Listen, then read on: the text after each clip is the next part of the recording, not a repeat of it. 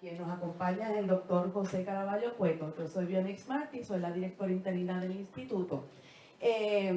José se desempeña como catedrático asociado en la Escuela Graduada de Administración de Empresas de la Universidad de Puerto Rico en Calley y por 7 años estuvo con nosotros como profesor del Departamento de Administración de Empresas, investigador en el Instituto de Investigaciones Interdisciplinarias y director de nuestro Centro de Información Censal.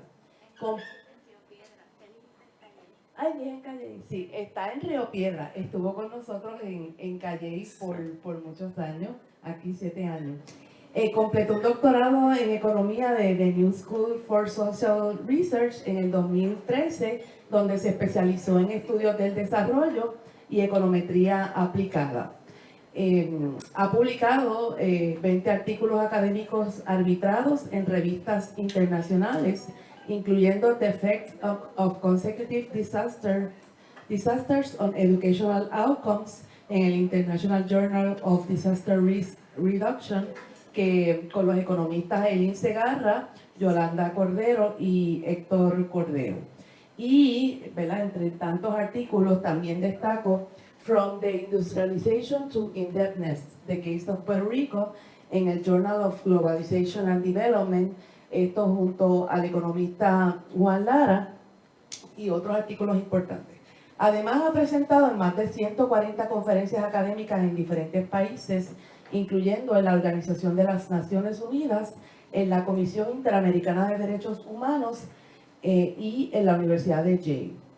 El doctor Caraballo también fue el coordinador general del primer informe de desarrollo humano de Puerto Rico, que fue una investigación multisectorial realizada en conjunto a la Organización de las Naciones Unidas y el Instituto de Estadística, donde él fungió como gerente de proyectos estadísticos.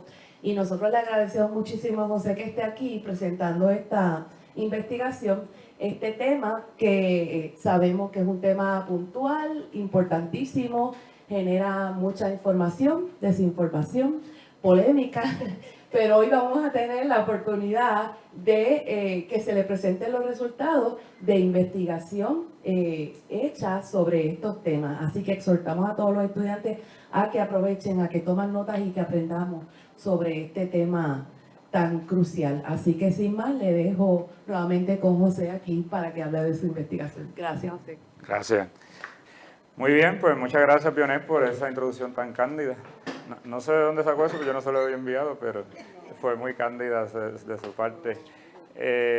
Yo voy a estar presentando cerca de 45 minutos, luego pues empezamos a recoger preguntas que tengan, las que pueda contestar, las que no las apunto y les envío un email porque es un tema complejo.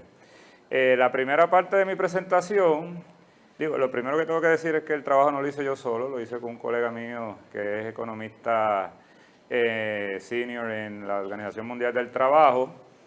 Él no habla español, él habla portugués, italiano e inglés. Así que yo le dije, lo más que podemos hacer es hacerle en inglés, porque yo no soy italiano ni portugués, y por eso le hicimos en inglés la presentación. Cosa de que él supiera lo que yo estoy poniendo ahí y yo saber lo que él pone. La primera parte de la presentación, pues, es un poco revisión literaria de lo que ya se ha hecho antes y algunas cosas que ustedes han escuchado por ahí también. La segunda parte es un análisis más estadístico a nivel internacional y la tercera parte, que quizá es la más innovadora, que no se había hecho en Puerto Rico, es proyectar cómo quedaría configurada la economía de Puerto Rico bajo la estadidad, posibles escenarios, 2 posibles escenarios bajo la estadidad y 3 posibles escenarios bajo la soberanía. De una infinidad de posibles escenarios que pueden haber, buscamos los que más o menos se alinearan con la literatura. Lo primero, pues ya eso no es lo primero, esto sería lo segundo, es que esto no es un análisis para hablar del impacto que puede tener el cambio de estatus en todos los ámbitos de la sociedad de Puerto Rico. Esto es solamente en el área económica y quizás también en el área fiscal, pero no estamos hablando del impacto que tiene sobre la psiquis social, ni sobre el derecho en Puerto Rico, ni sobre la cultura de Puerto Rico. Yo creo que esas son áreas muy importantes, pero son áreas que ya se han estudiado bastante. Por ejemplo, que si bajo la estadidad pues Puerto Rico no tuviese representación en los Juegos Olímpicos, pues eso ya se ha estudiado cómo cambia o cómo se podía alinear Puerto Rico al derecho internacional. Ese análisis está bastante adelantado en términos legales. El que está bastante atrasado es el análisis económico, y es precisamente el que más la gente le causa preocupación, porque alguna gente dice, yo sería de X o Y partido, sí, no fuese porque nos vamos a morir de hambre, o ese tipo de cosas. Así que hay una preocupación latente en términos de este trabajo, que contó con el auspicio de la Fundación Open Society, auspicio incondicional. De hecho, ya ellos pasaron la subvención y ellos no saben los resultados. Yo no se lo he presentado todavía, se lo estoy presentando primero a ustedes. Así que, y fue precisamente para informar ese debate que había en el Congreso del plebiscito de estatus. Decía, mira, el área que menos sabemos, este debate está dominado por abogados y abogadas aquí. Lo menos que sabemos aquí es cómo va a quedar la economía de Puerto Rico afectada por un cambio de estatus. Tampoco voy a hablarle de cuál es el estatus más digno, ni el más políticamente correcto, ni el más democrático. Ese no es el análisis mío. Aquí tenemos muchos científicos y científicas sociales que les pueden hablar más de esa área. Lo mío es simplemente hablarle del aspecto económico. Así, tampoco estoy hablando del estatus más probable. Usted dice, no, que ese estatus no es viable, no es probable. No, la pregunta es cómo quedaría con un cambio de estatus la economía de Puerto Rico. Es una pregunta bastante enfocada y aún así tenemos ya casi 300 páginas en el informe. Y bueno, en este tema pues me he buscado algunos enemigos, o bastantes. Los estadoístas me dicen que yo soy un comunista pelú. Yo digo, bueno, ya quisiera yo ser pelú por lo menos, pero de pelú no tengo mucho. Los independentistas me dicen que yo soy un estadista disfrazado, o mejor dicho, un estadoísta disfrazado. Y los populares no quieren saber de mí porque yo les digo que el modelo económico bajo la colonia murió, y lo han tratado de revivir, le han dado toda clase de CPR y no revive. Y se molestaron conmigo también. Me envían testamentos por email y yo los acepto con mucho cariño. Así que si usted tiene unas creencias así bien arraigadas, bien fuertes, abrácelas y manténgase ahí aferradas a ellas durante la presentación y por lo menos escúcheme, porque a lo mejor hay una cosita chiquita que pueda añadirle de información. Debo de decir también, yo nunca hago tanto, cuando voy a hacer una presentación, nunca hago tantas salvedades, tantos disclaimers, pero aquí hay que hacerlo.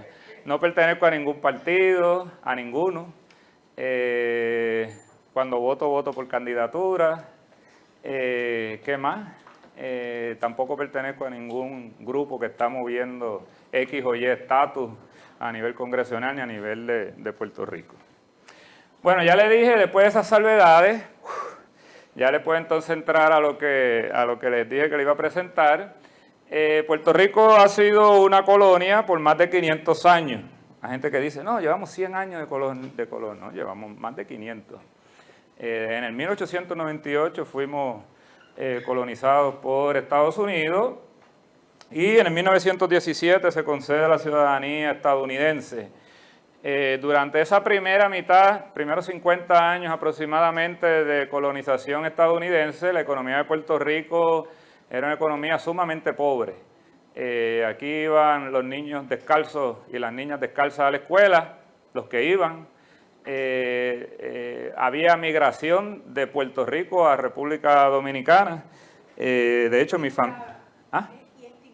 Y estimulada. Mi familia por parte de madre es del área del este de República Dominicana y cuando yo voy allá y digo que soy caraballo, dice, aquí hay unos caraballos descendientes de puertorriqueños que iban porque allá pagaban más la agricultura que en Puerto Rico.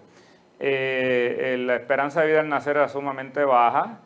Era una economía pues realmente paupérrima, y eso fue por varias décadas, no estamos hablando de los primeros 5 o 10 años, por varias décadas, hasta que a mediados del siglo XX el gobierno de Tocqueville antes incluso que el de Muñoz Marín, empezó a decir que tiene que haber un cambio estructural de la economía, mover la economía más hacia la industrialización, y eso pues lo abrazó el gobierno de Muñoz Marín y el gobierno de Ferrer posteriormente también, y empezaron a llegar a Puerto Rico un sinnúmero de fábricas de Estados Unidos, donde los salarios eran mayores, hubo un programa, y hubo paralelamente con eso muchos programas sociales, incluso programas para darle calzados a la población en aquel momento. Así que en esos primeros, de 1955 a 1980, la economía de Puerto Rico estuvo entre las 14 que más crecían a nivel internacional. Ahora estamos entre las 14 que menos crece a nivel internacional. Esto porque, pues, ustedes saben que en el 1996 el Congreso decide, con la aprobación de Clinton, que por ahí viene muchas veces, y aquí lo abrazamos. Bueno, yo no lo abrazo, pero mucha gente lo abraza. Pues Clinton también fue parte de eso, fue el que firmó la ley que elimina la sección 936 en Puerto Rico. Empieza un proceso ya no de industrialización, sino de desindustrialización. Y ese era el modelo económico de la economía de Puerto Rico. La economía colapsa y estamos desde el 2006 en lo que yo llamo la Gran Depresión, porque esta depresión, en economía una depresión no es en términos de pobreza, sino en términos de caída de la producción y de cuánto tiempo estuvo esa caída. Pues esta del 2006, más fuerte que la del 1929. Hay un artículo de Deverox recientemente que mide la producción en 1929 en Puerto Rico. Esta fue más profunda y más larga, la del 2006. Luego de eso, pues se ha tratado de estimular la economía de Puerto Rico. Ya les dije que han tratado de darle CPR, y entonces, pues, cuando yo tenía la edad de ustedes, que eso no hace mucho tiempo, ahorita vacilaba con Isaac, que yo digo que mis estudiantes dicen que yo soy un viejete, y entonces los colegas me dicen que yo soy un chamaquito. Pues cuando yo tenía la edad de ustedes, estudié economía, aquí se hablaba que el próximo proyecto de país iba a ser el gran puerto de Ponce. Y eso era el puerto de Ponce para aquí y el puerto de Ponce para allá. Que eso iba a traer, íbamos a crear aquí un transbordo, aprovechando la posición regional de Puerto Rico. Y eso, pues, no sé cuántos de ustedes son de Ponce, pero yo he estado en Ponce algunas veces. De hecho, un día pasé el día entero en La Guancha y yo no vi un solo barco entrar en el gran puerto de Ponce. Yo digo que podemos cambiar el nombre al Museo de Ponce hoy día. Luego de eso se habló de turismo médico. Eso también, pues, pisó y no arrancó. Se habló también de, bueno, lo reciente es la Ley 22 para atraer inversionistas de Estados Unidos a Puerto Rico. Dicho por estudios técnicos, 5,000 empleos crearon, que eso es menos del 1% del empleo total. Así que pues eso como motor económico no ha funcionado tampoco. La Ley 20 que se creó conjuntamente para la exportación de servicios, cerca de 27,000 empleos, eso viene siendo cerca del 3% del empleo total, tampoco sirve como motor económico. Hasta hace poco hasta el cannabis estaban hablando que con el cannabis, ahora dicen los que están en el cannabis que el mercado está saturado. Realmente se han tratado de revivir el modelo bajo la colonia, tratar de buscar nuevas exenciones contributivas a nivel federal. Se hablaba antes, hace unos años, digamos hace 10 años, de la sección, de una nueva sección, y eso decían, aquí hay un gran consenso en Puerto Rico, todos los partidos, para que haya unos industriales a nivel del Congreso. Y eso, pues, aquí es verdad, aquí estaban todos alineados, donde no estaban alineados eran en el Congreso, y eso no llegó ni a primera base, no llegó a aprobarse siquiera en comisión. Primero se aprueba en comisión, después en el piso de la Cámara y después pasa lo mismo en el Senado. Esto no llegó a primera base. Así que, pues, muchas personas dicen, bueno, pues ya hay que cambiar el estatus para que la economía crezca, porque de todos los esfuerzos que se han hecho, ninguno ha rendido suficientes frutos. Así que algunos dicen que la estadidad, si nos movemos hacia la estadidad, la economía pues va a crecer. Ustedes habrán escuchado, por ahí habían hasta pasquines en la última elección, cuando hubo aquel referéndum, decía, vota por la estadidad, 10,000 millones adicionales, si gana la estadidad. ¿Cuántos vieron eso por ahí? ¿No lo vieron? Ah, pues será en San Juan donde yo lo veía. No llegaron hasta acá los pasquines. Pues decían 10.000 millones de dólares. Realmente no son 10.000 millones de dólares. Lo que quieren decir ahí es que si hay paridad en programas como Medicaid, pues Puerto Rico, que es el programa que aquí le llaman Mi Salud, o la reforma también le llaman aquí, Puerto Rico recibiría una inyección de fondos adicionales, que la tengo por aquí, y al igual que en Medicare, Medicare es el plan de salud para los mayores de 65 años, entre esos dos serían como 1.5 mil millones de dólares adicionales que se recibirían si hay paridad en estos programas, que ahora mismo no hay paridad con respecto a los estados.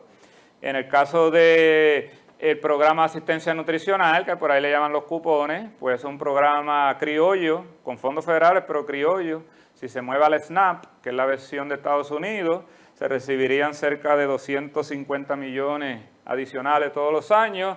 Y el SSI, que realmente es el programa que mayor impacto tendría en Puerto Rico, es el Supplemental Security Income, representaría cerca de 3.000 millones de dólares hoy día adicionales a la economía de Puerto Rico y bajaría la pobreza en Puerto Rico, la tasa de pobreza la bajaría con cerca de 10 puntos porcentuales, porque esto solamente lo recibirían personas pobres que sean menores de edad, mayores a 65 o que tengan algún impedimento. O, no y. Así que si tiene cualquiera de esas tres condiciones lo recibe. Esto decía Biden durante la campaña, última campaña, decía, si yo soy presidente, la voy a aprobar para Puerto Rico. Adivinen qué hizo cuando llegó a presidencia. Se opuso. Le dijo al Departamento de Justicia de él, porque él es el jefe del secretario del Departamento de Justicia, le dijo, vete y pelea para que Puerto Rico no tenga el SSI, y llegó hasta el Tribunal Supremo, y el Tribunal Supremo, adivina quién le dio la razón, a Puerto Rico o al Departamento de Justicia de Estados Unidos. Al Departamento de Justicia de Estados Unidos. Así que esto no va a ocurrir bajo la colonia. Ya el Tribunal Supremo dijo que no, por ahí tiene un estudiante de ley, Tribunal Supremo, eso tiene fuerza de ley lo que dicen. Ya eso, a menos que el Congreso diga que quiere cambiar, diga que sí, y eso pues está un poco difícil. Otras áreas que pudiesen cambiar bajo la estadidad es que pues Puerto Rico tendría representación en el Congreso, ya no sería ir allá con la latita, como le dicen a algunos, ir por ahí con la latita, mira por favor, danos un par de pesos para reconstrucción, un par de pesos para esto. Una latita porque lo que tenemos es representación de voz, no de voto. Si Puerto Rico fuese Estado, tuviese unos congresistas que entonces negocian de tú a tú, me pruebas esto, yo te voto en contra de tu proyecto. Empieza ese tipo de negociación como ocurre con los demás estados y como ocurre en cualquier parlamento. Lo que casi no dicen por ahí los pasquines es que bajo la estadidad pues habría que pagar impuestos federales sobre el ingreso personal. Ahora mismo nosotros pagamos, yo pagué hace unos días la 1040 PR y eso es impuesto sobre nómina nada más. Si hubiésemos sido Estado hubiese tenido que pagar también impuestos por el ingreso personal. Y esto impactaría a la clase media y a la clase alta. La clase baja en Puerto Rico ni se entera que bajo la estadidad está pagando más impuestos. Los que sí se van a enterar son los que tengan que pagar al 20, 25, 30, por encima de la tasa de Puerto Rico, porque no es que te van a acreditar lo que pagaste allá, te lo van a acreditar aquí. O sea que sería una tasa por encima de la que ya tienes que pagar a nivel local. Y bajo eso, también las empresas tuvieran que pagar, así que empresas como Amgen, Cooper, que está por aquí cerca, diría, ahora tengo que pagar impuestos, ahora no están pagando impuestos federales por el ingreso de vengado en Puerto Rico. Dirían, bueno, pues, ¿y si me voy para México o para Irlanda o para Malasia, pagaría impuestos federales? No, pues entonces me voy. Y eso tendría un impacto devastador sobre lo poco que queda de industrias en Puerto Rico. Bueno, se habla de Hawái, que ha sido uno de los últimos estados. En 1959 se convierte en estado. La verdad es que la población en Hawái aumentó y el ingreso per cápita en Hawái al momento de la estadidad estaba casi al mismo nivel del de Estados Unidos y se mantuvo luego de la estadidad incluso por encima del de Estados Unidos, aunque en los últimos años pues bajó y ahora ha habido una convergencia entre el ingreso per cápita de Hawái y el ingreso de Estados Unidos como un todo. En el caso de Alaska, cuando Alaska se ha aceptado, tenía un ingreso per cápita bastante mayor, casi un 50% mayor al promedio de Estados Unidos. Así que Alaska, luego de eso, pues ha venido, en algunos periodos baja, después sube, pero al final, digamos, hoy día, el ingreso per cápita de Alaska se redujo un poco con respecto al de Estados Unidos. No en términos totales, absolutos, sino en comparación al promedio de Estados Unidos. Yo creo que, y se habla mucho de Hawái y Alaska en el caso de la estadidad, yo creo que uno de los mejores ejemplos para mirar, incluso en términos culturales, el impacto de la estadidad en Nuevo México, no es Hawái ni Alaska, porque Nuevo México, al momento de hacerse Estado, tenía una población hispanoparlante y las discusiones en el Congreso era, pero ¿cómo vamos a anexar esos hispanos que están allá, esos mexicanos? No. Este fue en la década del 20, no recuerdo ahora la fecha exacta. Y hubo esas discusiones que nosotros ponemos algunas de esas en el informe. Lo que sí vemos, y el ingreso per cápita de Nuevo México al momento de hacerse Estado, aquí la serie no llega hacia más atrás porque empezó en 1929, pero aún en el 29 el ingreso per cápita de Nuevo México era casi la mitad del promedio de Estados Unidos, que esa es la realidad de Puerto Rico. Aquí el ingreso promedio de Puerto Rico es casi la mitad del promedio de Estados Unidos. Luego de la estadidad, después de varias décadas, hubo cierta convergencia, pero todavía Nuevo México no ha podido alcanzar el promedio de ingresos de Estados Unidos. Ahora pues le voy a hablar un poco de la soberanía y la independencia. Y yo hablo de soberanía, no hablo de independencia ni de libre asociación, porque esa libre asociación es un concepto muy ambiguo, tan ambiguo que las discusiones del año pasado en el Congreso fueron largas y tendidas entre los que creen en la libre asociación porque no estaban de acuerdo entre cómo iba a quedar configurada esa libre asociación. La independencia, eso está clarísimo lo que es, pero la libre asociación, eso es un concepto que está ahí medio opaco, sobre todo en el caso de la ciudadanía estadounidense. ¿Quién va a ser el ciudadano estadounidense bajo la libre asociación? Y ahí estaba pues y el debate era entre abogados y abogadas. Decía la profesora Pons de Columbia University, decía, pero ¿qué soberanía es esa donde todo el mundo allí es ciudadano estadounidense? Son soberanos, pero todos son ciudadanos estadounidenses. O sea, porque son los hijos, siguen siendo estadounidenses. Mientras habían otros que decían sí, así que nosotros queremos la soberanía, con todo el mundo siendo ciudadano estadounidense. En el caso de la economía, ¿cómo se impacta? Pues, si son ciudadanos estadounidenses, el mercado laboral de Puerto Rico sigue siendo abierto con respecto al de Estados Unidos como ahora, que si usted no consigue trabajo en Puerto Rico, ya hemos visto que muchos de nuestros ex estudiantes van y compran un pasaje, no le cuesta muy caro, se monta en un avión y se va. Es un mercado laboral abierto, que yo puedo ir hacia allá, contrario a bajo una independencia, que el mercado laboral de Puerto Rico se cierra y yo no puedo salir de aquí tan fácilmente como se hace en la actualidad, y ese es el caso pues de México, de República Dominicana, de Panamá, que usted no puede ir allá a trabajar así como así. Así que en términos económicos, esa es la gran diferencia que yo le veo a la libre asociación de la independencia. Por lo demás, pues son bien similares. Porque aún la moneda, si alguien dirá, no, porque la libre asociación podemos adoptar el dólar estadounidense, también puedes hacer eso bajo la independencia. Eso lo ha hecho El Salvador, lo ha hecho Ecuador, incluso Panamá. Así que una economía dolarizada no es incompatible con la independencia. Eso no le conviene a la economía, como vamos a ver en un momento, que siga dolarizada, le conviene tener su peso. Pero eso lo vamos a discutir ya mismo. ¿Por qué sería positiva la independencia de acuerdo a los independentistas? Porque ya se pueden diseñar políticas industriales que no dependan de la voluntad del Congreso, sino de que se dependa de los líderes electos a nivel de Puerto Rico.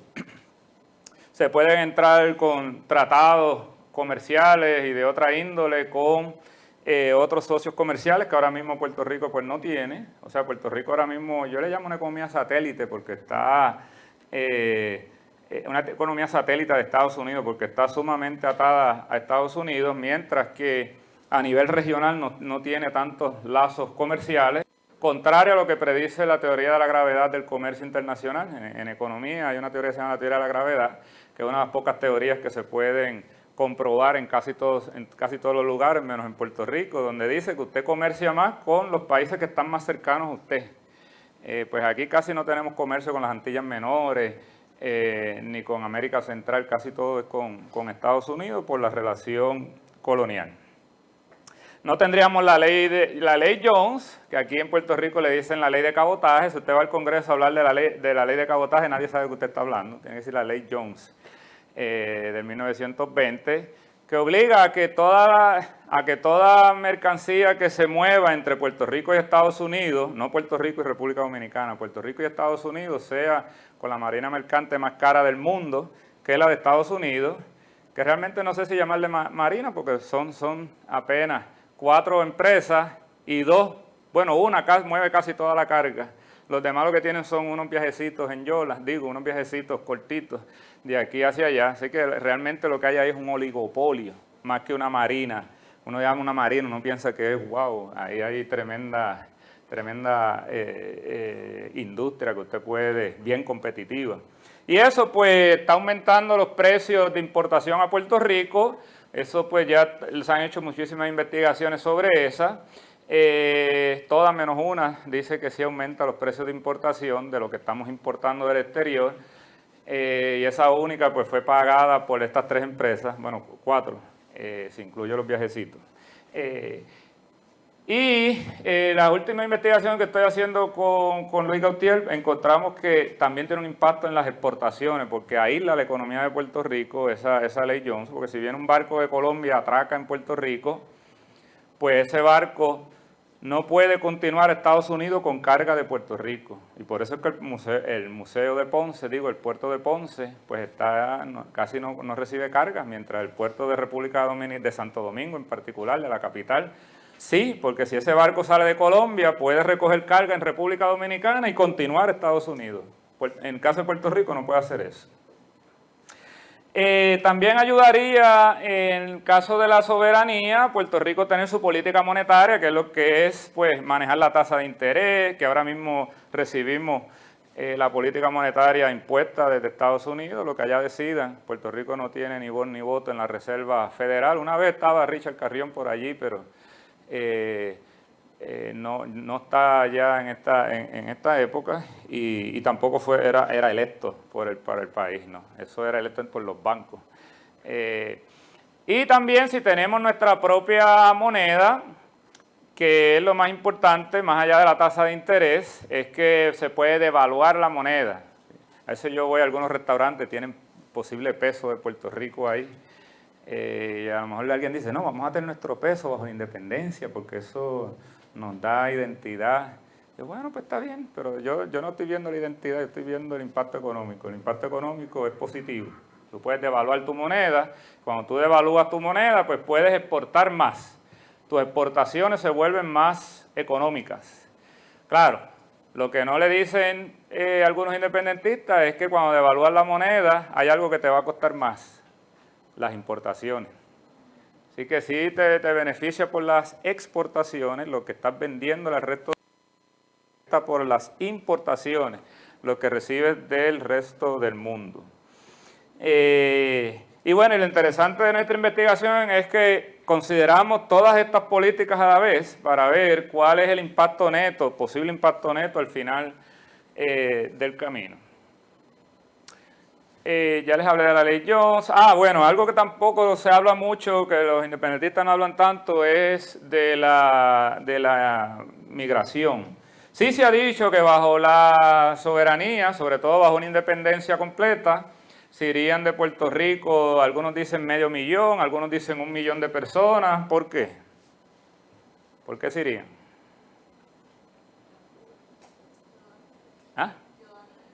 Puede ser que se vaya y diga, no, yo quiero que mis hijos sean ciudadanos, me voy de aquí.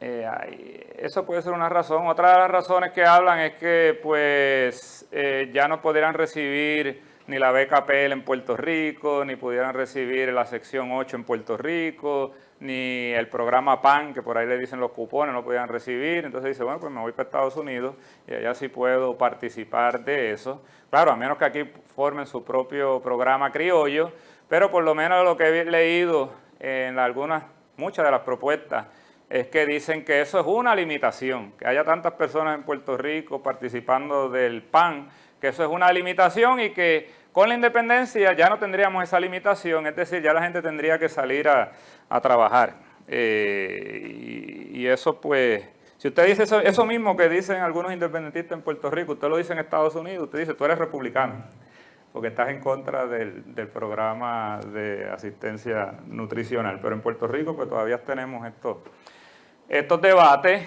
Lo que le decía de la inmigración es que uno puede, si es verdad, se iría unas ciertas personas de Puerto Rico, pero también puedes atraer personas a Puerto Rico, y eso, por ejemplo, es parte del éxito que ha tenido Irlanda. Google le encanta estar en Irlanda y otras grandes empresas tecnológicas, porque si ellos identifican un talento de estos bien especializados en programación, en lo que sea, en la India o en África, lo atraen, e Irlanda no tiene ningún problema con que esa persona vaya a trabajar allá. Pero si Google estuviera esperando en Estados Unidos para traer ese mismo profesional, es un proceso engorroso para poder reclutarlo, o si viene a Puerto Rico. Es decir, traer el indio o la india especializada a trabajar a Puerto Rico, hoy día eso es un reto.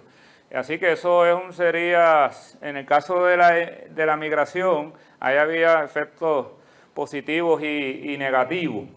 Y ahora mismo que hay escasez de trabajadores y trabajadoras en el sector de la construcción, entonces vienen ahora, ustedes lo ven en las noticias a cada rato, que llegan un grupo de haitianos a Puerto Rico y haitianas, pues entonces los deportan. Pero por otro lado saben los constructores, necesito mano de obra.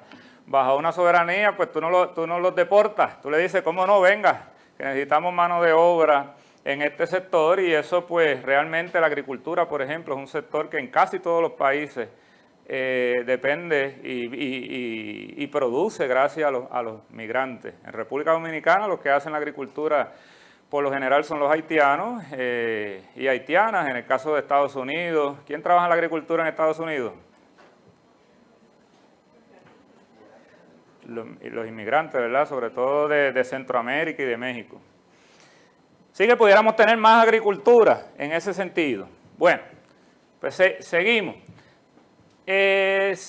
Claro, aquí pues habrían también sus retos en el caso de la política monetaria, porque para usted establecer política monetaria, es decir, mover la tasa de interés, mover la tasa cambiaria, que es como usted cambia el peso, pues usted necesita un banco central con credibilidad, y las instituciones en Puerto Rico la verdad es que han perdido bastante credibilidad, así que si eso cambia bajo la independencia, pues es una gran signo de pregunta.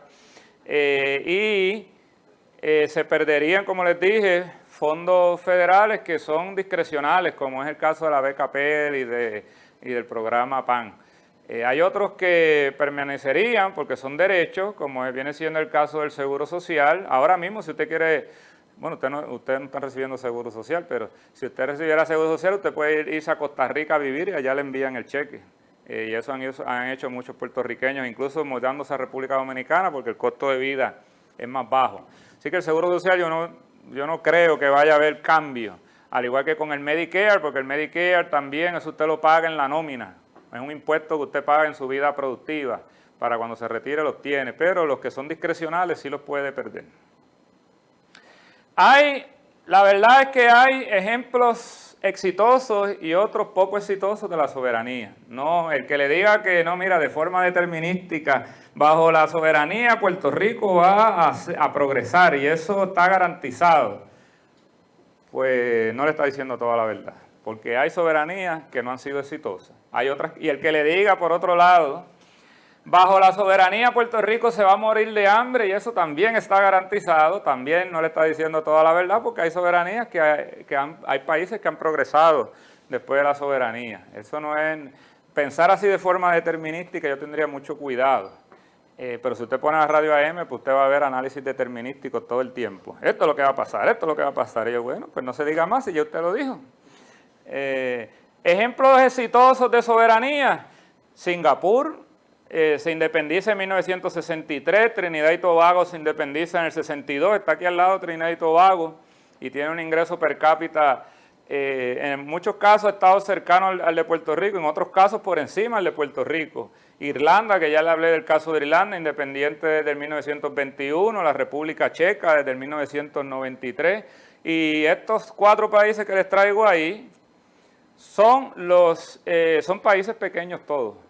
Así que el que le diga también, no, bajo la soberanía vamos a hacer un fracaso garantizado porque somos un país pequeño y los países pequeños no pueden subsistir bajo la soberanía, pues aquí tiene 4 contraejemplos de otros más que le pudiera traer. Y de hecho, en el informe que hacemos, hablamos de todos los países, miramos la trayectoria económica de todos los países que obtuvieron su soberanía después del 1960.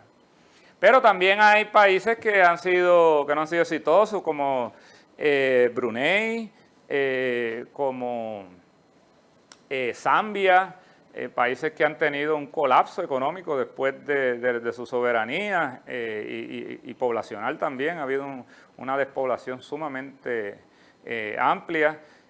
Y claro, pues hay que ver cómo sería el caso de Puerto Rico. Para no estar hablando de anécdotas, de estar hablando de casos particulares, lo que hice aquí fue medir, con este modelito que está ahí, medir si sistemáticamente a nivel internacional uno puede decir que la mayoría de los países que se independizaron después del 1960 progresaron, o si no puedo decirlo. Voy a hablar de anécdotas de fulano, sutano y perencejo, evaluarlos todos a la vez, y para eso pues hacemos estas regresiones de panel, que eso si usted va a hacer algún día un estudio graduado en política, en economía, ese tipo de cosas, pues se lo van a enseñar. Yo no tengo tiempo para enseñar eso aquí y no creo que muchos de ustedes tampoco les interese. Así que vamos a los resultados. Después de controlar, porque yo puedo mirar también, hacer esto, mirar una tablita y mirar los porcentajes de los que se independizaron. ¿Ustedes están viendo? No, yo no estoy viendo. Puntitos rojos. Yo puedo comparar los que se independizaron versus las colonias actuales y mirar los porcientos cómo crecen, pero aquí yo no estoy controlando por nada. Yo tengo que controlar por otros factores que afectan el crecimiento económico, como es el crecimiento poblacional, el capital humano, el nivel de inversión que tienen, la productividad laboral, el impacto del comercio internacional. Después de yo controlar por todos estos factores, entonces sí puedo aislar el efecto de la independencia, que lo tengo aquí. Así que está negativo y aquí yo tengo la brecha como variable dependiente entre Estados Unidos y el país X. Esto lo que quiere decir es que sí, en general, estos países que obtuvieron su soberanía después de 1960, uno puede decir que en general vieron una mejoría económica. No una mejoría súper amplia, una mejoría económica moderada, baja, pero sí la vieron. El crecimiento económico realmente no está determinado aquí por la soberanía necesariamente, sino por otras variables como es la productividad y el crecimiento poblacional. Y aquí también vi los países que se independizaron y tenían un ingreso per cápita relativamente alto al momento de independizarse, porque no es lo mismo cuando usted se independiza y tiene un nivel de infraestructura, ya tiene cierto nivel de ingresos, cierto nivel de escolaridad, que un país que se independice bajo unas condiciones paupérrimas. Así que aquí veo pues que sí, que los países que se independizaron en unas condiciones más exitosas en términos económicos, pues sí, después de la independencia pudieron progresar. Ahora sí vamos a la parte final de la presentación. Yo estoy sudando aquí, no sé si es por los nervios o porque hace calor. ¿Ustedes tienen calor? Ya mismo empiezo yo a quitarme todo lo que tengo encima hasta cierto punto. Pero es por eso, tengo un poco calor. Para proyectar la economía de Puerto Rico bajo la estadía, bajo la independencia, tuvimos que hacer otro modelo, ya esto no es econometría, ya esto es un modelo de equilibrio general computable, y aquí pues hay una serie de detalles de cómo llegamos ahí, cómo creamos esa matriz, que después se vuelve más grande, pero yo no me voy a meter en eso.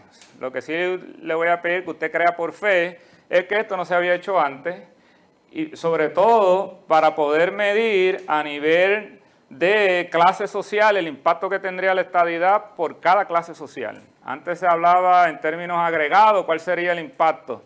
Aquí yo puedo decir, mira, esta clase social, este es el nivel de ingreso, cómo cambiaría bajo bajo la independencia también. Y tengo pues, también puedo discriminar aquí entre el impacto del comercio con Estados Unidos versus el resto del mundo, etcétera. Pero no me voy a meter ahí, ya les dije, usted lo cree por fe. Vamos aquí a los supuestos. Primer escenario bajo la estadidad que nosotros consideramos. Supuesto, ¿qué quiere decir eso de supuesto? Que en inglés se dice assumptions. Como una hipótesis. Yo estoy diciendo, bajo estas hipótesis, ¿cuál sería el resultado? No es que esto yo lo saqué de algún sitio necesariamente. Estos 3.000 millones, sí que yo digo que bajo la estadidad llegarían a las clases sociales más bajas, viene del impacto del SSI. Pero no es que necesariamente yo encontré que van a haber 3 millones adicionales, ¿no? Estas son bajo estos supuestos, bajo estas condiciones, vamos a ver cuál sería el resultado. Así que, bajo la premisa de que bajo la estadidad Puerto Rico recibiría 3.000 millones adicionales para las clases sociales más bajas, bajo la premisa de que habrían impuestos federales para las clases sociales, la 3, que es la clase media alta y clase alta, bajo el supuesto de que bajo la estadidad habría impuestos federales a las corporaciones también, y que habría un aumento de $1.000 millones en Medicare y Medicaid para el gobierno de Puerto Rico. Es decir, el gobierno de Puerto Rico bajo la estadidad tendría 1.000 millones adicionales. Repito, premisas, bajo esas premisas. Vamos a dar por bueno lo que he leído por ahí en la literatura, para mirar cuál sería el impacto neto. Las personas recibirían, las personas aquí recibirían 1.000 millones. El gobierno recibiría 2.000 millones. Esa sería la hipótesis. Y bajo la estadidad se recibirían como premisa más turistas de Estados Unidos. Lo que dicen algunos economistas como Kicinski es que bajo la estadidad, pues, el trasfondo institucional de Puerto Rico sería más sólido, no sería tan débil como el de ahora, entonces pues vendrían más estadounidenses aquí de turistas. Así que decimos, bueno, si aumenta 10% el gasto del turismo de Estados Unidos, y también dicen los que creen en la estadidad, que aumentaría la actividad económica en el sector de finanzas y de seguros por 10%. Bajo estas condiciones, bajo estas hipótesis, ¿cuál sería el impacto? Este sería el impacto. La actividad económica en casi todos los sectores aumentaría, el empleo en casi todas las ocupaciones aumentaría, sobre todo en el caso de lo que tiene que ver con el turismo, que es el alojamiento, y con el sector de finanzas y seguros, porque esa es la hipótesis, ¿verdad? Esa es la premisa que yo estoy partiendo. Así que siempre que vean un estudio económico, pregúntenle, ¿cuáles son tus supuestos? Habla claro, sé transparente, pues porque a veces le presentan esto y no le presentan lo anterior. Así que yo enfatizo cuáles son esos supuestos, porque ahora voy a cambiar los supuestos, ya mismo voy a cambiar los supuestos. Pero por ahora, bajo los supuestos que les leí, pues la primera quintilla, es decir, la clase baja, estaría mejor bajo la estadidad porque estaría recibiendo 3.000 millones de dólares, al igual que la clase media baja. La clase media estaría neutral bajo la estadidad, lo que están peor es la clase media alta y la alta, que tendrían que estar pagando más impuestos federales. Y eso es en términos del ingreso disponible. La desigualdad bajaría, claro, si tú le das más dinero a los pobres y le pones más impuestos a los ricos, pues claro que te tiene que mejorar la igualdad social. Y el gobierno tendría más recaudo, claro, le están llegando 2.000 millones de dólares adicionales por Medicaid, por Medicare, no, Medicaid, Medicare era para las personas. Y también crecería el Producto Interno Bruto, que podemos decir habría crecimiento económico. Ahora bien, ese escenario es el escenario optimista. El escenario pesimista bajo la estadidad es, mantenemos los mismos supuestos que antes, lo único que aquí el gobierno local dice voy a reducir los impuestos locales en 5 puntos, los voy a reducir para hacer espacio para los impuestos federales. Y si el gobierno reduce sus impuestos, ¿qué también tiene que hacer? Reducir sus gastos. Así que habría una segunda ronda de austeridad. Porque no es que reduje los ingresos y seguimos con... no, habría una segunda ronda de austeridad, sea cerrar recinto de la UPR, sea cerrar más escuelas, sea cerrar tribunales, entre otras cosas que ya han hecho. Ya nosotros sabemos bastante de austeridad en Puerto Rico.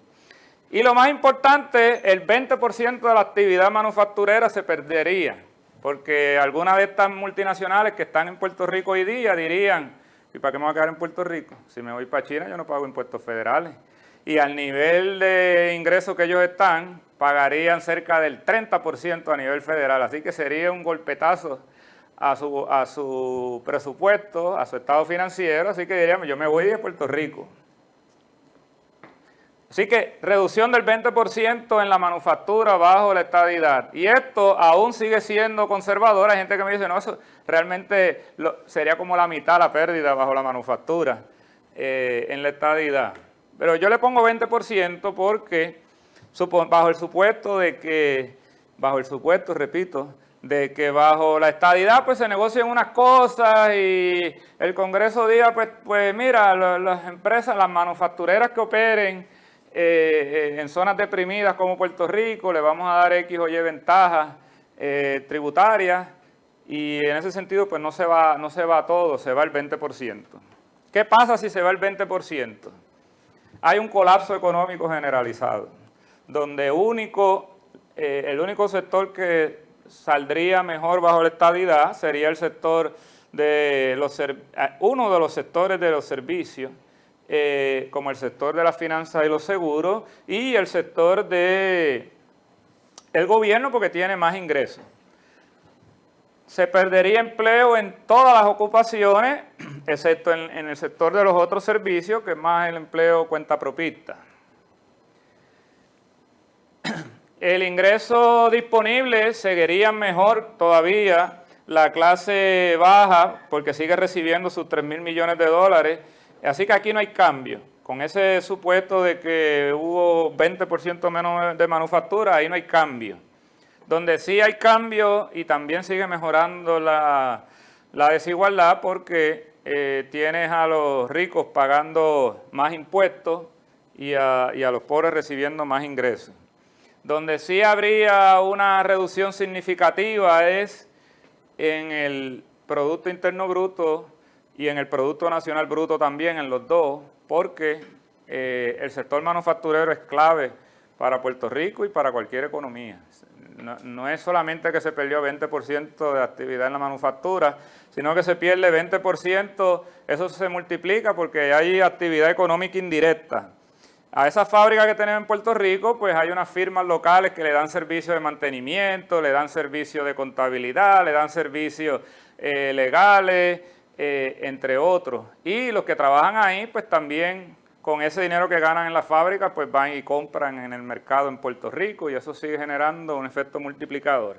Así que así como mismo genera efecto multiplicador que hay actividad económica, si se pierde hay un efecto multiplicador de la pérdida. Esos serían los dos escenarios bajo la estadidad, uno optimista y uno pesimista. Bajo la independencia, o mejor dicho, bajo la soberanía, este sería el escenario 1. No habrían cambios en en los fondos federales que se reciben, excepto en las becas Pell, en los subsidios para la vivienda, sección 8, en el PAN, que es lo que le llaman los cupones. Estos fondos federales discrecionales, ahí hay cerca de 3.300 millones de dólares en el año 2017, que es el año que usamos base para hacer estas proyecciones, y no usamos el estado de la economía en la actualidad. ¿Por qué? ¿Qué está pasando en la economía en la actualidad?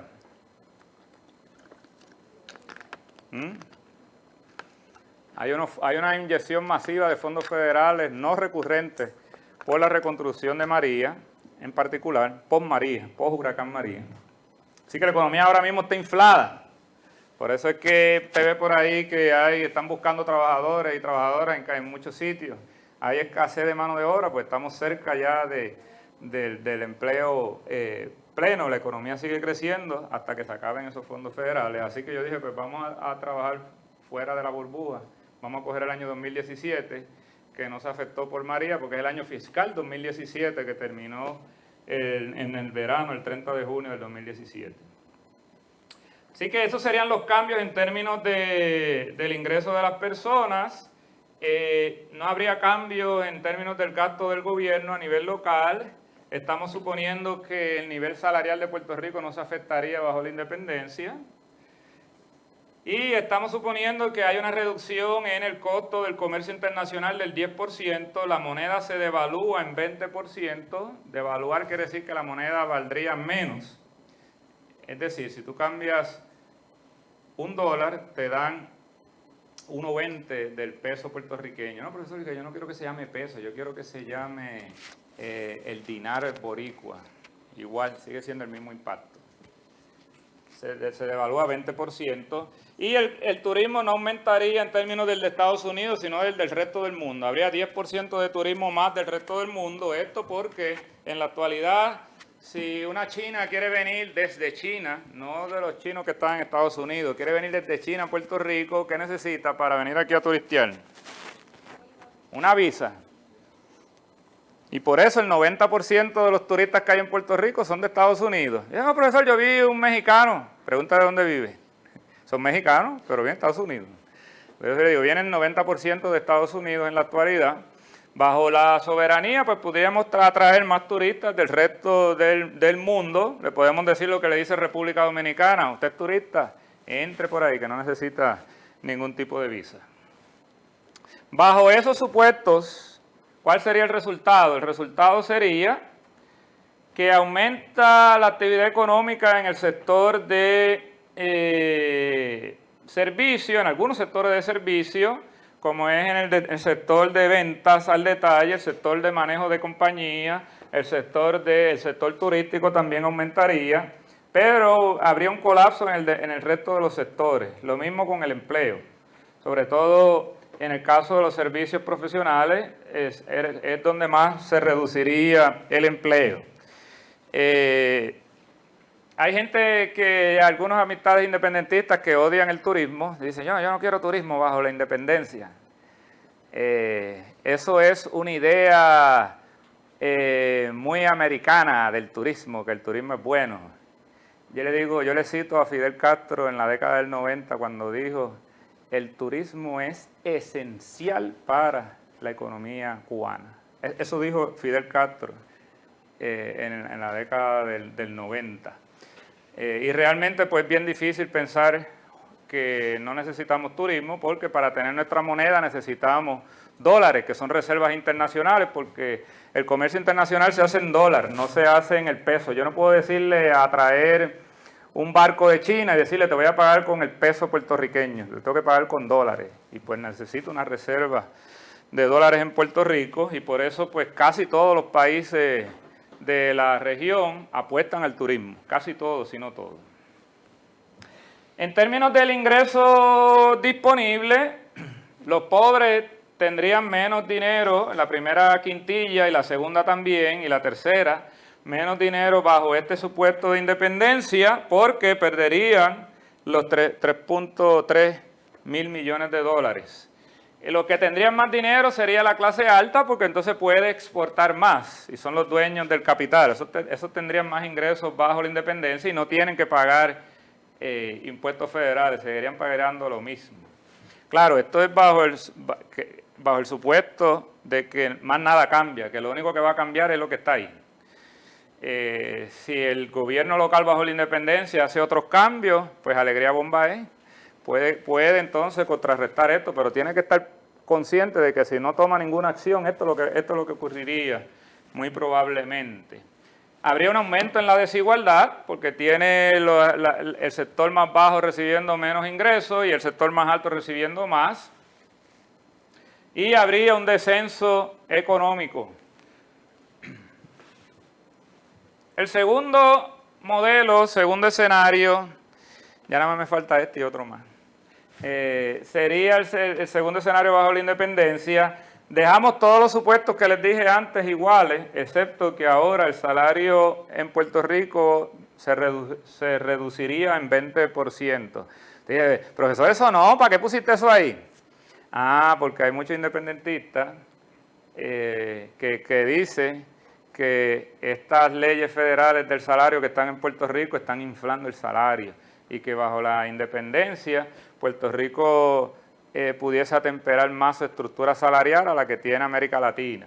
Así que no todos los independentistas que usted ve por ahí pues creen en una economía socialdemócrata ni nada de eso, sino una economía neoliberal. Así que yo dije, bueno, pues vamos a ver si lo que ustedes dicen, y claro, ellos dicen que esto es positivo. Para usted esto es negativo, para los neoliberales esto es positivo, porque si baja el salario, ¿qué dicen ellos que aumenta? Aumenta la productividad y el empleo. Eso es lo que dicen ellos. Eso es abra por ahí su libro de economía del 101, escrito por Mankiw y esa gente que van a decir eso. Mayor sea el salario, más bajo el empleo. Dice, pues mira, vamos a reducirlo a ver si así crece la economía. Pues no. Una reducción del 20% del salario promedio es bastante. Como quiera estoy obteniendo unos escenarios bastante similares en términos de actividad económica y el empleo solamente aumentaría en algunos sectores de los servicios, no en el área de servicios profesionales y demás. Aquí ahora estarían todas las quintillas en promedio con menos ingresos disponibles, seguiría el aumento en la desigualdad y seguiría la reducción en la actividad económica general, en el PIB o en el PNB, Producto Nacional Bruto, Producto Interno Bruto, como le llaman en Puerto Rico. Tercer escenario bajo la independencia. Mira, eso de bajar el salario, eso no sirvió. Vamos a dejar el salario como está. No vamos a cambiar las leyes del salario mínimo bajo la independencia. Vamos a dejar eso como está. Lo que vamos a hacer es aprovechar más que no tenemos leyes fitosanitarias federales, no tenemos leyes de inmigración federales, no tenemos la ley Jones, para aprovechar más el comercio internacional. Así que habría una reducción del 20% en el costo del comercio internacional y aumentaría el sector del otro servicio, que es el empleo más cuentapropista, de algunas de las personas que dejaron de recibir el PAN y sesión 8, pues ahora dicen, vamos a actividad económica. Ajá. Que trabaja por su cuenta. ¿Qué pasaría en este escenario? Pues la actividad económica aumentaría en la mayoría de los sectores. Habría más ventas. En el sector habría más turismo, habría más servicios profesionales y el empleo aumentaría en todas las ocupaciones. Todas estas barritas que ven aquí hacia arriba indican que hay aumento en todas las ocupaciones. El Producto Nacional Bruto aumentaría. La primera quintilla, es decir, los que menos ganan siguen estando peor. No les voy a decir que no, porque ahora no están recibiendo sección 8 ni el PAN. Y ahora tiene, en términos de distribución, vuelven los que tienen el nivel de ingreso más alto a ganar más bajo la soberanía. Así que seguimos viendo el aumento en la desigualdad. Y ahora vemos un aumento sustancial en el Producto Interno Bruto, y al igual que en el Producto Nacional Bruto. El gobierno también tendría mayores recaudos, porque si la economía crece, ellos también tienen mayores ingresos. Así que ya llegamos. En conclusión, el modelo bajo la colonia se desgastó, se quedó sin oxígeno y le hemos tratado de revivir y está 17, dirían por ahí. Hay oportunidades y amenazas tanto bajo la estadidad como bajo la independencia. El que le diga que no, no le está diciendo toda la verdad. Hay oportunidades y hay amenazas. Estamos de acuerdo con la Oficina de Contabilidad General de Estados Unidos, que dice la naturaleza precisa de estos cambios es incierta, y estoy de acuerdo con Rodri, profesor de Harvard, que dice que en gran medida la convergencia entre países en desarrollo y los países ricos va a depender de su habilidad de establecer políticas industriales y de manipular su peso, su tasa cambiaria.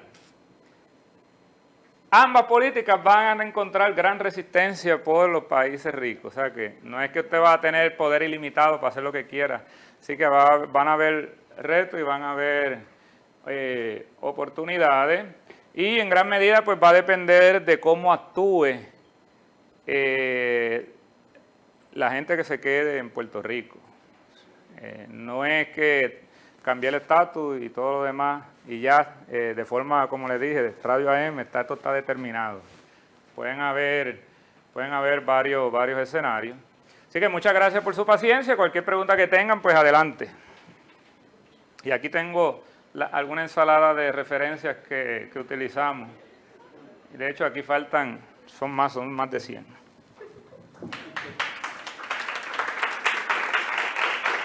Gracias. Bueno, tenemos 20 minutos todavía para preguntas, así que soltamos a todas esas preguntas, particularmente a los estudiantes. Toda pregunta es buena, así que aprovechen.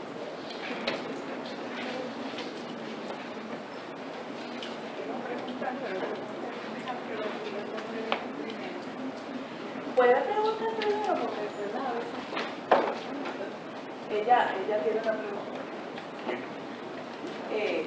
Ani, adelante. Lo que calienta. Bueno, encuentro que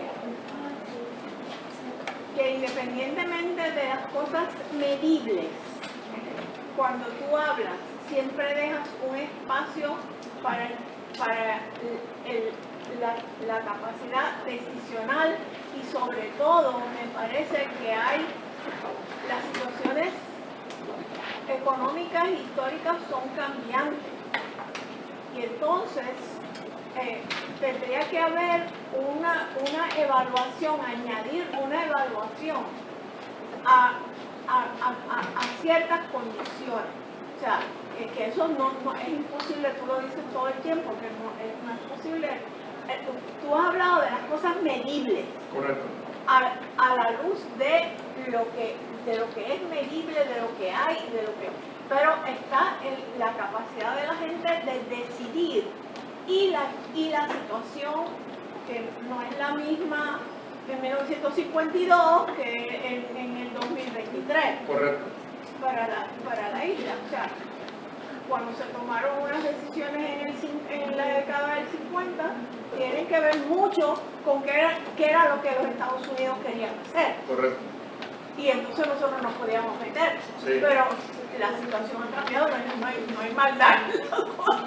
Definitivo, yo digo que Puerto Rico se benefició de la Guerra Fría, porque bajo la Guerra Fría, pues, Puerto Rico pudo capitalizar en eso. Pero si usted se fija, una vez termina la Guerra Fría, unos años después, empieza a a eliminar la 936, a tomar otra serie de políticas que casi siempre es no. Exímeme de la ley Jones para que el puerto de Ponce despegue. No. Dame nuevos incentivos industriales. No. Dame el SSI. No. Y casi siempre es no. Así que por eso yo digo que el modelo económico bajo la colonia pues murió, porque ya lo que una vez creció y Puerto Rico aprovechó fue una coyuntura histórica particular. Ahí tienen una de las mejores historiadoras de Puerto Rico que les puede hablar mucho mejor que yo de eso. Y estoy completamente de acuerdo con ella. Aquí hay una serie, por eso le enfatizaba una y otra vez los supuestos, porque si usted busca otro supuesto, pues va a tener otros resultados. De hecho, puede tener una infinidad de escenarios. Nosotros lo que hicimos fue, en esos supuestos, ir a la literatura y ver qué es lo más que mencionan, y de ahí entonces generar los escenarios. Pero entiendo que, y nuestra invitación es que a la luz, mira, esto dice que tiene poca batería.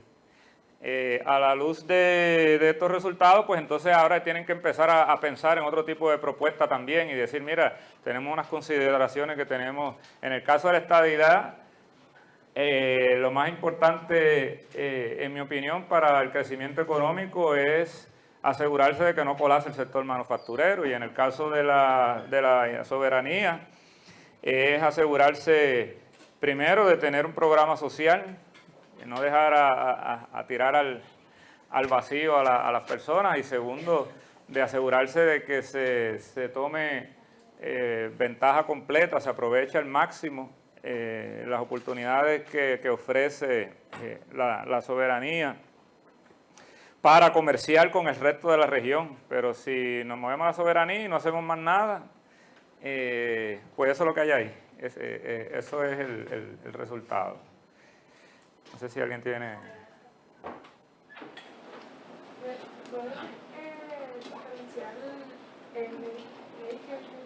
Sí, Medicaid, en términos bien sencillos, es la reforma, lo que aquí le llaman la reforma. Ese es Medicaid, es el programa Medicaid en Estados Unidos, que aquí lo volvieron criollo también, es como el pan, en Estados Unidos dice pan. ¿Y cómo traduzco ese programa en inglés? Bread, no, bread no. Para ellos es el SNAP. Entonces, en el caso de la reforma, pues uno vaya a decir reform, porque allá es Medicaid. Y Medicare, pues es lo que reciben nuestros abuelitos, que es para después de los 65 años, pues te dan, eso que están anunciando por ahí, el otro día vi que hasta P.F. Chang, tú puedes ir allí a comer con la tarjeta pues ese es el Medicare. Usted no puede ir con la tarjeta de la reforma allí, pero con el Medicare sí, es el Medicare Advantage, que ahora pues está dando todo tipo de beneficios, menos si te enfermas, pues no te aprueban Exacto, dice, te vas a morir, pero por lo menos la grama te la limpiamos. Ese es el Medicare, el que es para las personas mayores de 65 años. Saludos. Saludos. Gracias. No sé bien cómo hacer esta pregunta, es media abstracta. Dice que mucha gente, sin especificar, hablan de periodos de transición, de medidas de transición hacia la independencia que se pueden negociar, supuestamente, pero yo nunca he visto una lista, un análisis, los supuestos, siguiendo tu lógica de los modelos. ¿Qué supuesto uno puede poner en un modelo de esa naturaleza para tratar de considerar algún tipo de transición, ya sea hacia la independencia o hacia la estabilidad, que también seguramente va a requerir algún tipo de transición también? Sí, por lo menos de lo que he visto que han hablado en la literatura, en el caso de la estadidad, no. La estadidad, pues lo más que hablan son de los fondos federales y de cómo cambiaría el marco institucional del gobierno. Es decir, si tenemos instituciones sólidas en el gobierno que la gente respete, o tenemos al CRIN y a este tipo de instituciones de aquí que tienen una credibilidad cuestionable. O el FEI también, que el FEI se dedica a llevar casos, pero no gana uno. Algunos lo han negociado, negociaron uno también aquí con un ex rector. Pero en términos generales, pues son instituciones un poco más débiles, y en eso se ha enfocado la estadidad. Pero yo creo que tienen que hablar más también de cuáles serían las políticas de transición, y para mí deberían de enfocarse en que el sector manufacturero no colapse, el de la estadidad y en la independencia. Lo más que he visto que han hablado de la transición es pues de la ciudadanía, que esa sea la discusión más larga y tendida, y de una reparación. Mi papá era ferretero y yo hablando de reparación en una conferencia que di, él estaba allí en Mayagüez y cuando salimos, ¿de qué reparación tú estás hablando? ¿De empezar a construir aquí, remodelar las casas a la gente? Digo, no, es que así lo traducen en términos de reparations en inglés. Y cuando yo le explico, papi me dice, no, tú lo que estás hablando es de indemnizar. Y yo dije, ese sería un término más correcto, pero por ahí lo que hablan es de reparaciones. Pero cuando ustedes oigan por ahí que están hablando, quiero reparaciones, lo que están hablando es de indemnizar por el coloniaje a Puerto Rico, y eso sería como recibir una cantidad en bloque y utilizar ese dinero pues para mejorar la infraestructura y ese tipo de cosas. Yo le digo a ellos y a ellas que cifran sus esperanzas en la llamada reparación, que eso no es un modelo de desarrollo económico. Eso me suena mucho a lo que tenemos ahora de la reconstrucción, que viene un influjo del exterior y sí tienes la oportunidad de reformar tu infraestructura. Chévere, pero y después que se acaben esos fondos, ¿qué vas a hacer? Así que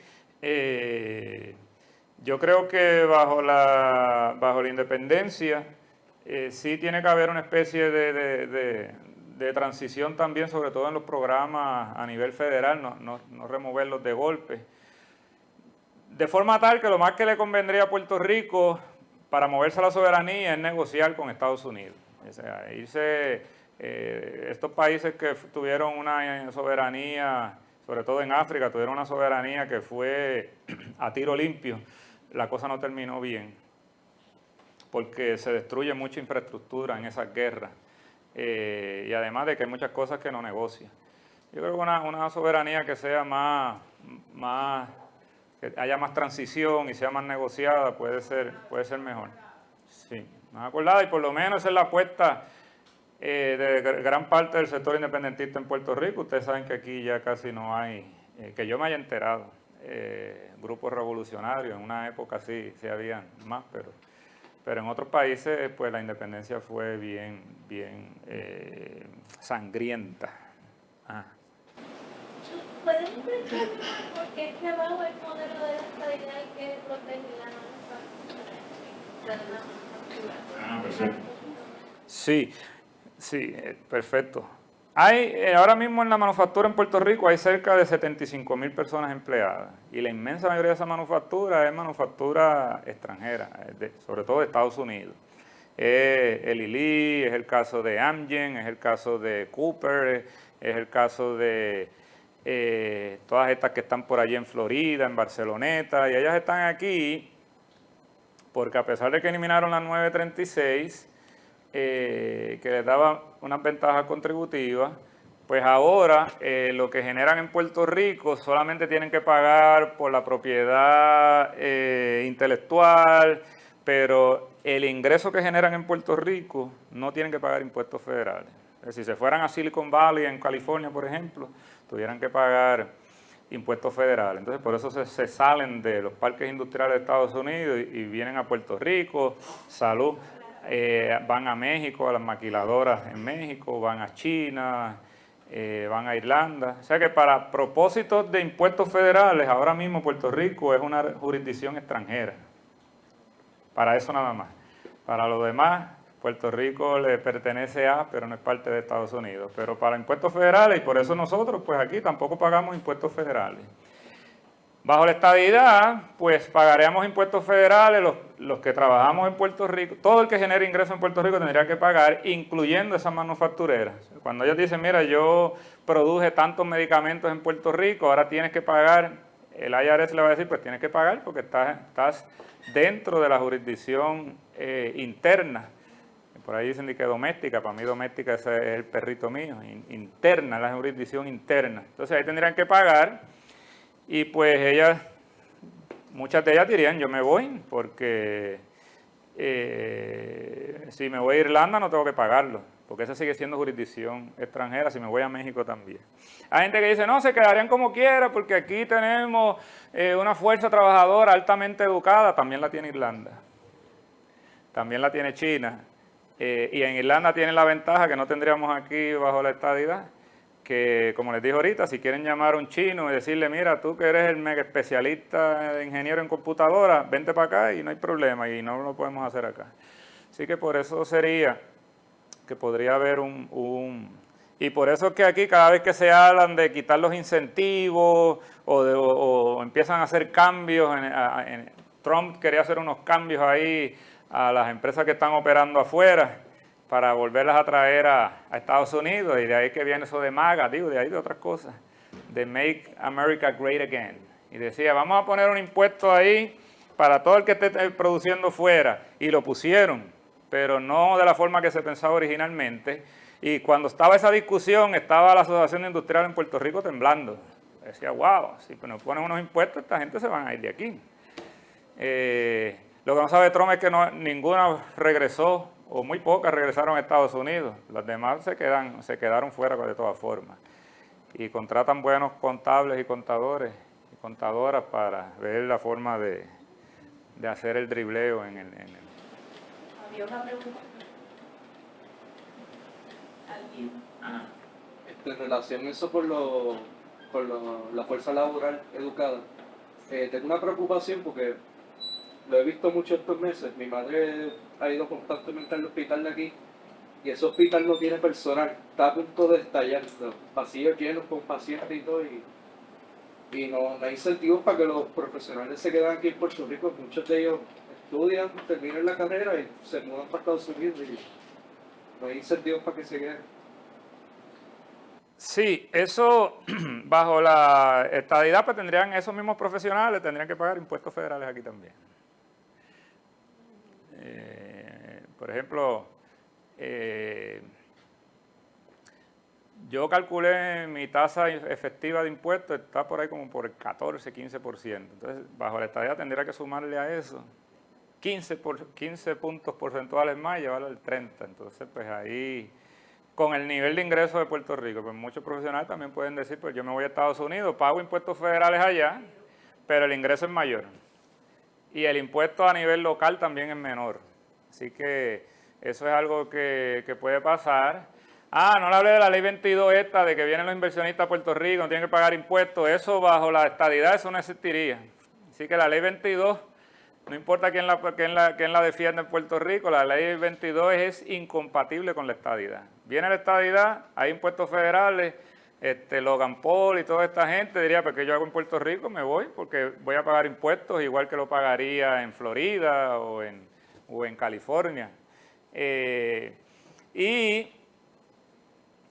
Bajo la estadidad también seguiría la ley Jones y todo lo demás, que eso no lo despinta nadie. De hecho, la ley 22 nada más es compatible con la colonia, porque si Puerto Rico fuese independiente, le puede decir a esos inversionistas, no te voy a cobrar a nivel local, pero si llegas a los 90,000, casi 100,000 de nivel de ingreso en Puerto Rico, tienes que pagar impuestos. O sea, que por eso es que estos inversionistas no se van a las Islas Caimán ni en otros lugares, porque como quiera, después que llegas a cierto nivel, tienes que pagar también impuestos federales viviendo en el extranjero, viviendo en el extranjero. Siempre que ese ingreso venga de Estados Unidos, claro está. Si el ingreso te lo ganaste en Puerto Rico, pues no tienes que pagar impuestos federales bajo la independencia. Pero si estás regenerando de Estados Unidos y estás viviendo en Puerto Rico, ahí el IRS te pone el ojo. Así que la ley 22 eso es solamente compatible con la colonia. Ajá. ¿No tenemos otro más? Ani. ¿Cuál es la situación con la ley Jones en Puerto Rico vis a vis la situación de San Tomás? ¿Por qué pueden y pueden hacer la diferencia?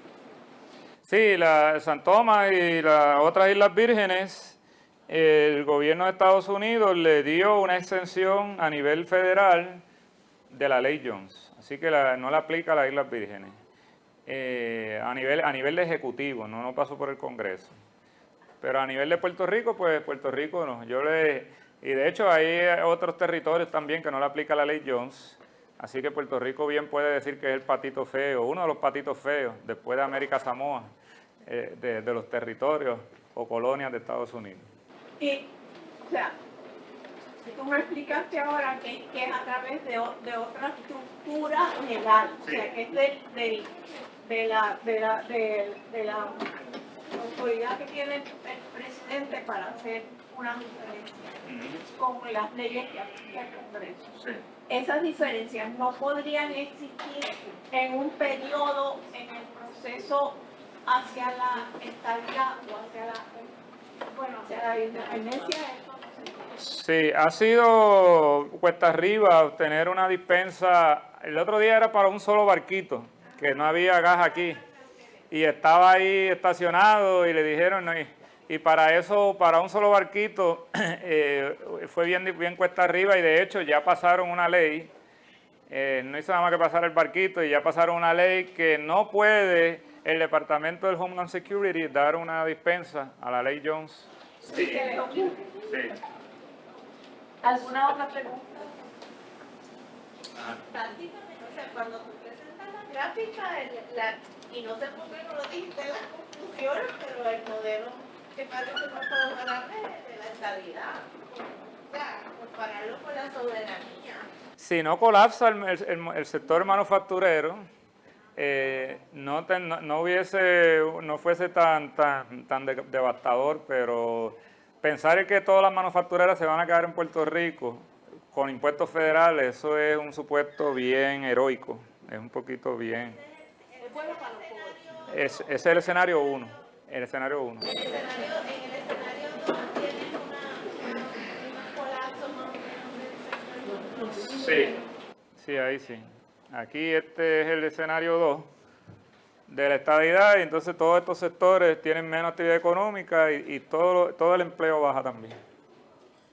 Así que ahí pues está el detalle. Yo tengo una pregunta. Sí. Bueno, ya estamos sobre la hora, pero tú hablaste ¿verdad? De que eso se puede hacer una comparación en los países, en las condiciones que tienen los países y cómo esas condiciones significaron algo ante el cambio para la ciudadanía. Sí. O sea, independientemente de cualquier ¿con qué tendríamos que estar haciendo ahora? Ese que estaba en economía, claro, ahí. Ponernos a exportar, diría yo, a sustituir importaciones y exportar, porque eso es lo que nos beneficiaría bajo una soberanía. Y ahora mismo pues muy pocas empresas, pues menos del 5% de las empresas locales están exportando. Y somos muy dependientes de las importaciones. El 85% de lo que nos comemos, de los alimentos, no de todo, 85% viene del exterior. Así que tenemos que ponernos a sustituir importaciones y a exportar y crear esa capacidad productiva. Y bajo ¿verdad? Como estamos ahora en la economía, ¿cuál de estos estatus sería el menos? Es que los dos tienen un escenario positivo y un escenario negativo. Para mí es bien poco probable que el sector manufacturero no cambie con la estadidad. Y también es bien poco probable que no hayan reducciones en el empleo en el salario, bajo la soberanía. Así que ahí la cosa está un poco en los extremos. Bueno, pues yo le agradezco mucho que hayan estado aquí y buen día. Gracias. Gracias. Necesitamos como que continuation. Sí, definitivo. Gracias a todos por estar aquí.